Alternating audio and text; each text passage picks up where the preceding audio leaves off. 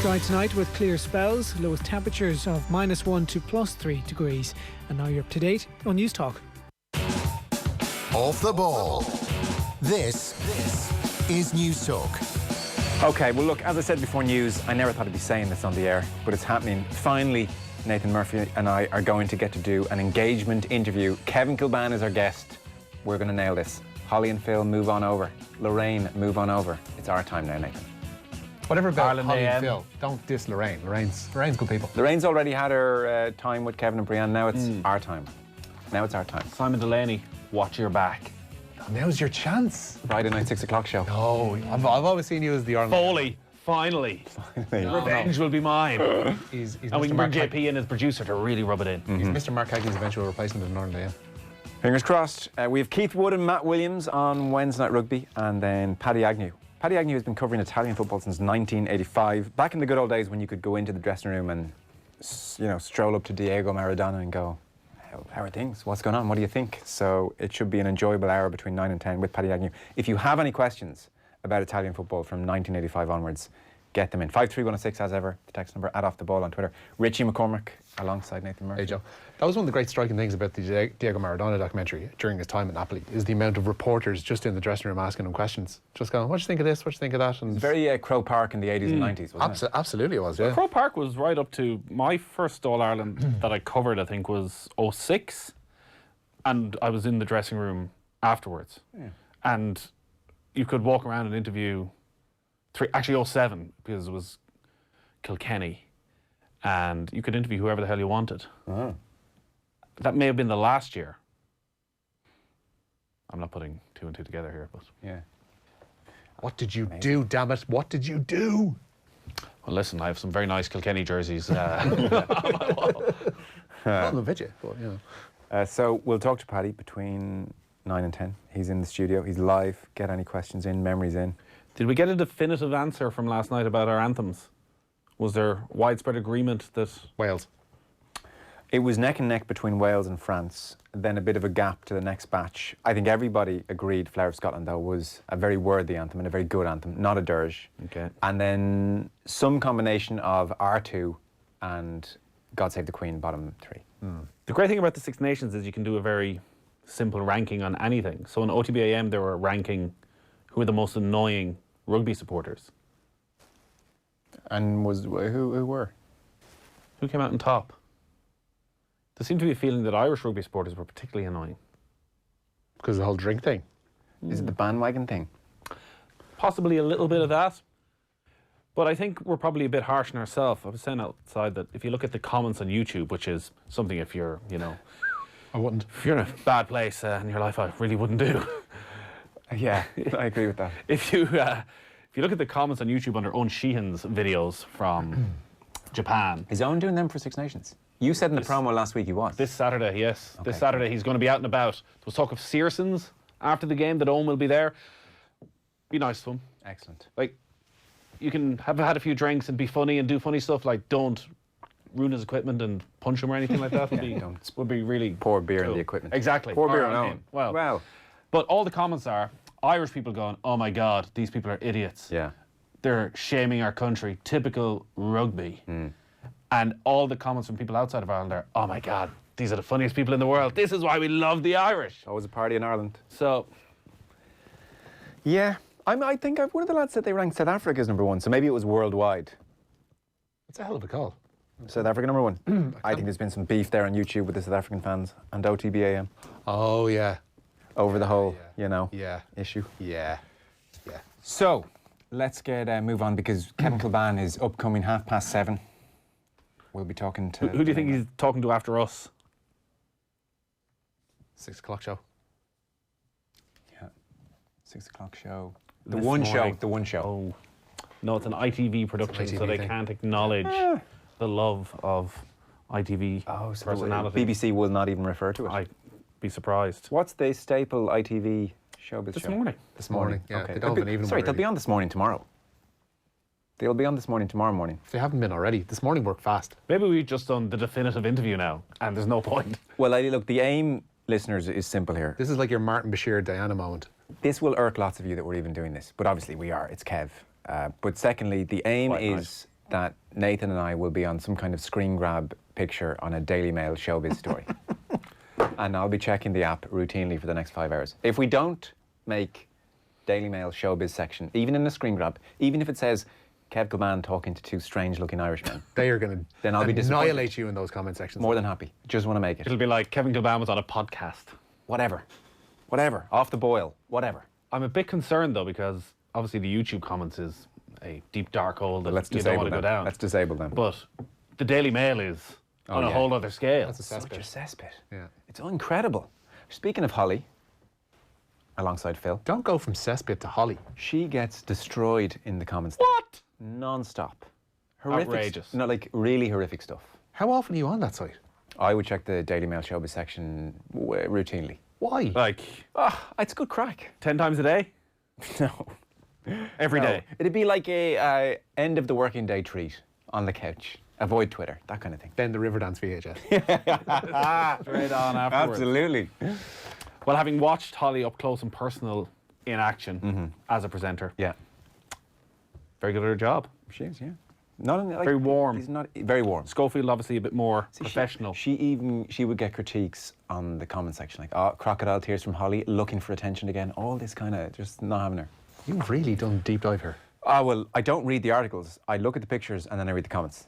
You're the reason this website exists. This is horrible. Sorry, that's just the way. That's how you do it. I learned from the best. I'll leave it at that. She's listening. She knows. Taught me everything I know. Your wife? Yeah.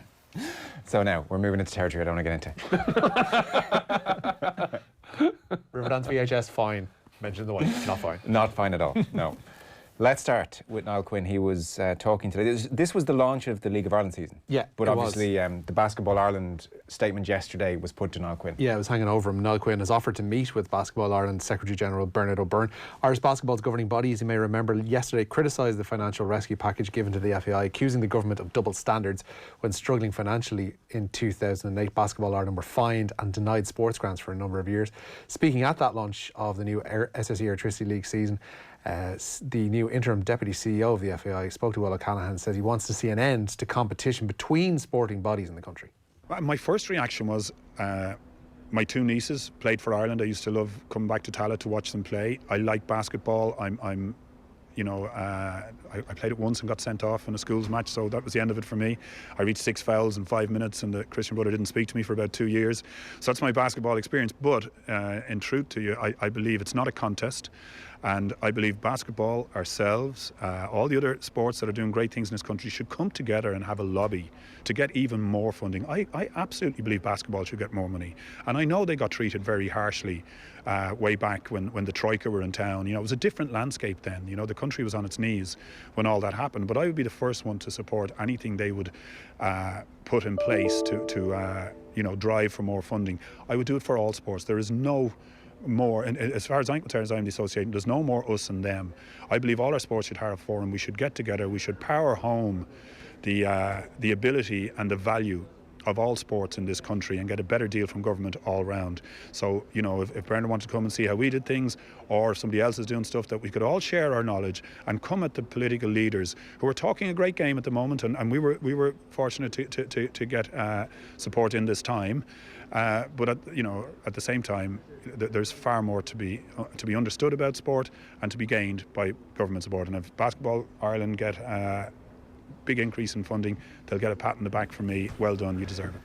I mean, I suppose the initial point to make is that it's not really Niall Quinn who should be answering these questions. They're questions for government. His point about sport coming together and lobbying as a whole is interesting.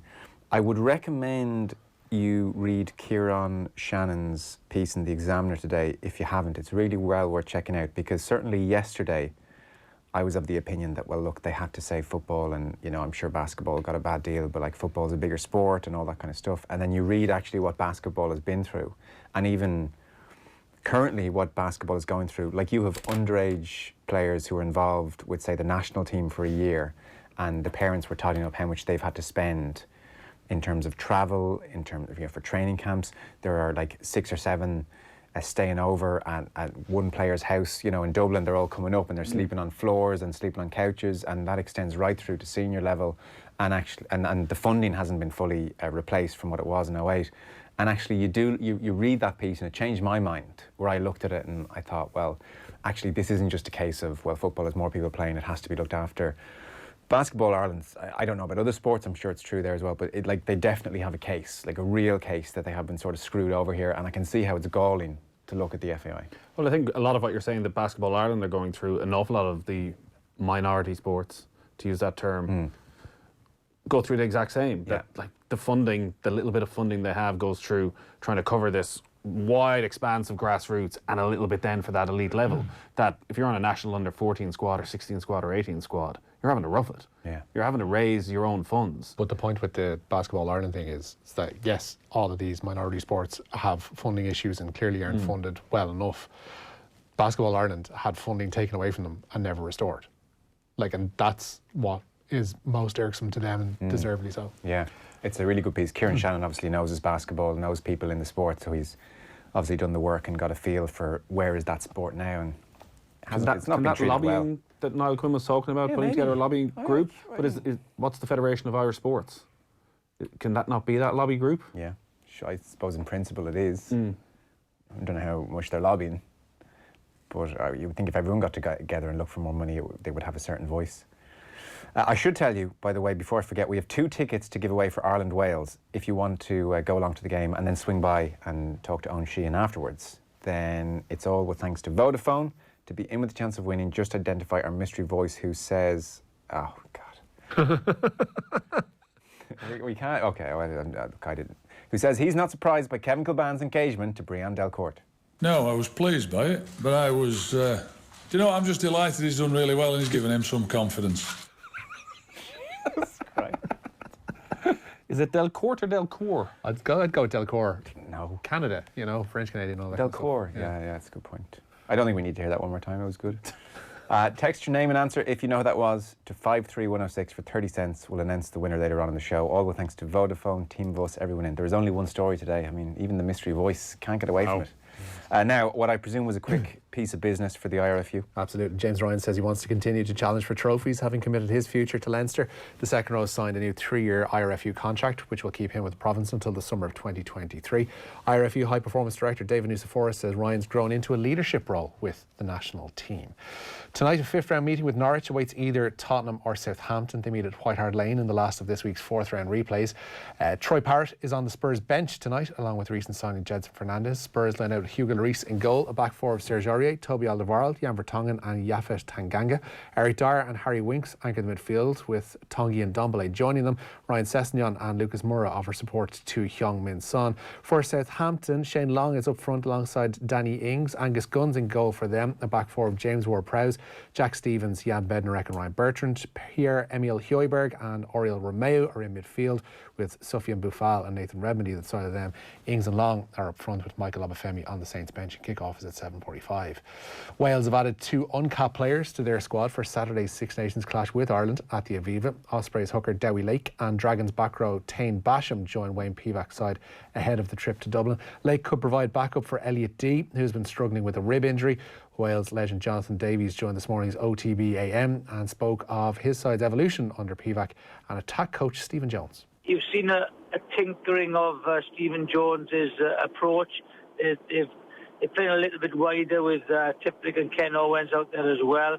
If you look at the Scarlets over the last few years, what they've done is they've had a guy who was very good in the jackal and turnovers, whether it's Boyd or James Davis, and then they've gone 2 passes and they've counter-attacked a lot.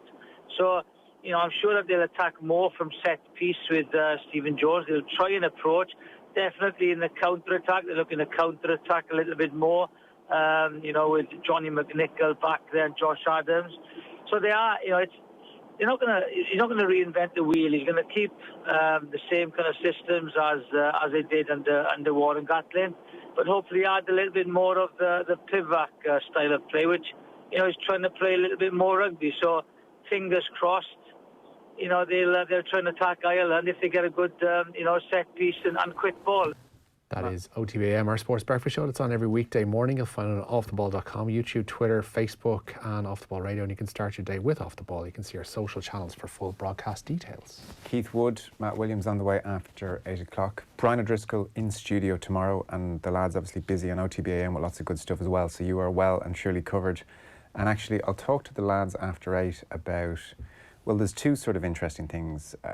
One, with the new Abbottstown Centre, they were saying that the Monday morning review is now fun, that they basically, with the indoor pitch, they have the video room right next to it. So they watch stuff in the video and then they say, right, let's just hop out, rectify it, do it in real time, and then go back and sit down, look at the next clip. It's kind of dynamic.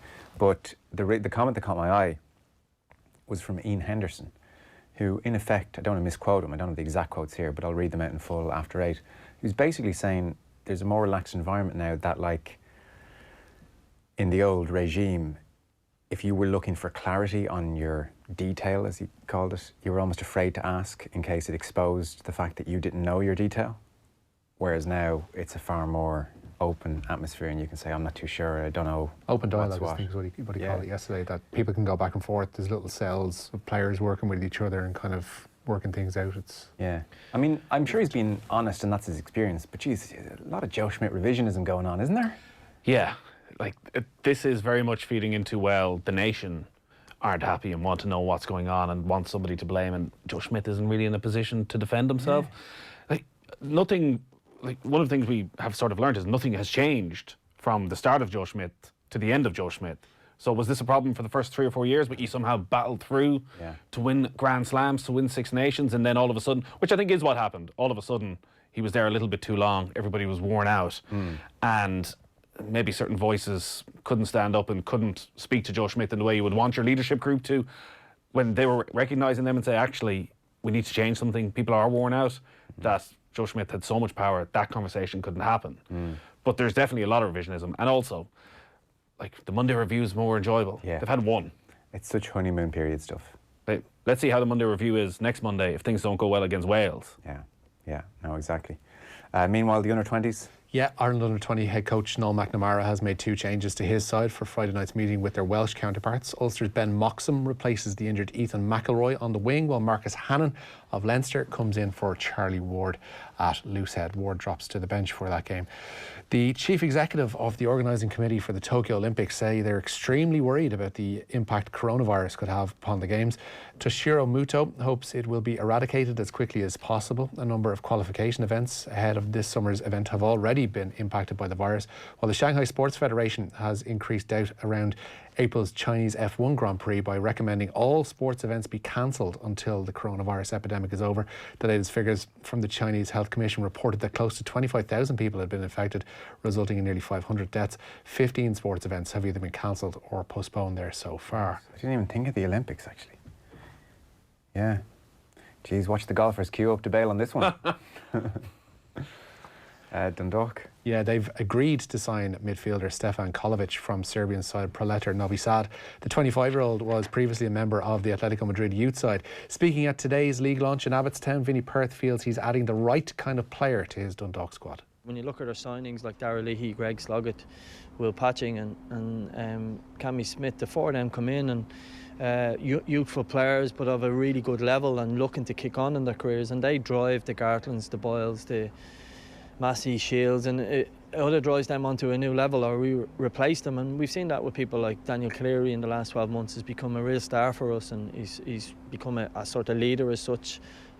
So Daniel Kelly as well scored 16 goals for us. So young, hungry footballers coming into our group is what drives us, and ultimately our squad can't go forever and it has to evolve, and I think we start to see that. And if you look at the history of Dundalk, we've lost big players every year for the last 7 years, and we've still managed to continue to grow because we bring the right characters in with a bit of hunger. He just looking here in the coronavirus thing, like obviously it's horrific. I'll Google it, Joe. That's the best thing to do right now. Yeah. Do I have coronavirus? Check on the Daily Mail there. You'll get a really good oversight of everything that's going on. So, because I had seen that it might take 2 to 3 years generally for this kind of stuff, for some kind of virus vaccine to be found. I hadn't even thought about the Olympics, but now are trying to reduce development time from 2 to 3 days to 14 days. Basically, everybody's working on this ASAP, and Sky News have here that they're going to start testing the vaccine. Look, I know the morals of this maybe won't sit well, but they're going to start testing the vaccine on animals as early as next week, with human studies in the summer. So they're trying to get to grips with this thing ASAP. Obviously, it's horrific, 500 deaths, but I don't know. That, like, if it's still hanging around come Tokyo time. Kind of shows you where F1's head is at when it's like they're the only people that haven't commented on the potential postponement of the race. Well, they wear helmets, so maybe they're thinking it'll all work out fine. Okay. Also, It'd be like Formula One to just, you know, chance their arm with something and take the cash and run. the Chinese Grand Prix is going ahead. Well, as They can't- things they stand, can't- it's they not can't- off at the moment. No, they'll have to cancel it because there's no way you'll be allowed to have a congregation of people coming wouldn't- together I wouldn't if have it's thought still at the rate it is. Yeah. It's only, what, 2 months away? Less than 2 months away? Yeah. Thought I was coming down with something myself a little bit earlier, Joe, but I discovered I'm just shattered from my swim for a mile. Have I mentioned I'm doing a swim for a mile? That is an sorry, I absolutely seamless segue, Nathan. Well done. Several times, yeah. Several times. I can't but help but notice that neither of you guys signed up. Never did extracurricular activities in school. Not going to start now. I didn't. It's tough going. Yeah, I'm sure it is. For some reason, I just thought it'd all click back into gear. No. What is A mile. You've just a mile. What's A mile that? is a long way. 60, 70 lengths. 1,600 metres. So that is 64 lengths of a 25-metre pool. Yeah, I've never done that many. It's a lot. Now, we're only 3 weeks into it. We've got another 9 weeks to go Right. I know it's charity and all, but why would you agree to that? That's insane. No, good on you. to get fit. Get fit, yeah. Feel good about myself. Force yourself into It it. is that level, you know, at that, well, obviously starting at a very, very low level of fitness, whereby the initial buzz for the couple of hours after you come out of the pool, been in there for an hour, you're like, yes, Endorphins. bloody delighted. Whereas now I'm like, Aching. just really want to go to bed for, And when do you have to do it by? When do you do it? I think sometime in April, so we have another 9 weeks to go. Jeez, you'll fly it. What's the most lengths you've done in a session? So today we got in, he's like, let's just test our stamina a bit. So do 5 minutes straight. So struggle through the 5 minutes. I reckon it's going to take about 40, 45 minutes to do the full mile. So struggled badly through the 5 minutes. We're still trying to work on our technique and flowing through the water a little Bun bit crawl. better. We do a bit of backstroke and a bit of butterfly and all that as well, just to sort of break up You the won't do monotony. butterfly. No, I don't think so. Butterfly well, you will do. kill you. You do the butterfly move when you're pushing yourself off after the turn. Oh, yeah, but you're not Sort going to of- butterfly 25 metres. No. Well, I guess you can do what you want as long as you get through it eventually. I wouldn't recommend butterfly. But then there was so we had a quick break. We're like, whew, that was tough. Do 4 minutes. Then do 3 minutes. So we worked our way down, and yeah, by the end, It's a fair few lengths. it was a bit of a shock to the system. You're grand. You're flying it. I should mention, by the way, Monday 17th of February, you are going to be at the Alex Hotel previewing Champions League second round fixtures alongside, great lineup here, Brian Kerr, Damien Delaney and Graham Souness. So if you want to get along to that should be really good. And Keith Andrews. Is he on the bill as well? Yes. Offtheball.com/events. It's an over 18s event only. Is that going out live on the air? Not that night, no. It'll be going out over the course of the week. The course of the week. So Okay. to hear it all, you got to be there in person. Okay. If you want to hear all the curses, you got to go on the night. The bits that are edited out, the good bits. Offtheball.com/events. That's the 17th of February at the Alex Hotel in Dublin. Kerr, Delaney, Souness, Keith Andrews, alongside Nathan. If you want to go along there, get involved. Next up, well, look, chemical ban. We've got a lot to talk about next.